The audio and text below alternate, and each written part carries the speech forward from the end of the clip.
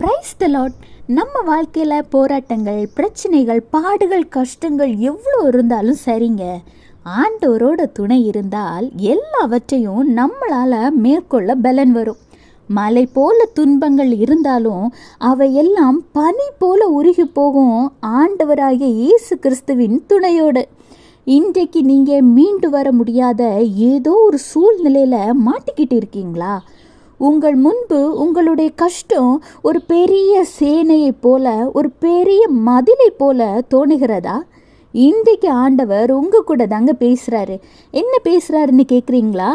2 Samuel 22:30, உம்மாலே நான் ஒரு சேனைக்குள் பாய்ந்து போவேன், என் தேவனாலே ஒரு மதிலை தாண்டுவேன். பார்த்தீங்களா? நீங்கள் என்ன செய்யணும்னு தெரியுதா? டெய்லி உங்களோட அதிகாலை ஜபத்தில் ஆண்டவர்கிட்ட விசுவாச அறிக்கை செய்யுங்க.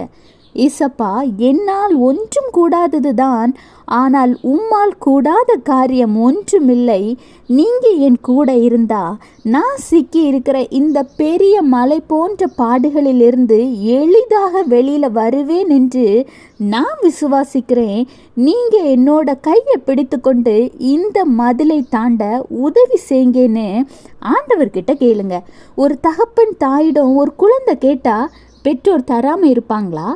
ஆண்டவராகிய இயேசு கிறிஸ்து நம் தாய் தகப்பனிலும் மேலான அன்புள்ள தேவன் கண்டிப்பாக செய்வாருங்க.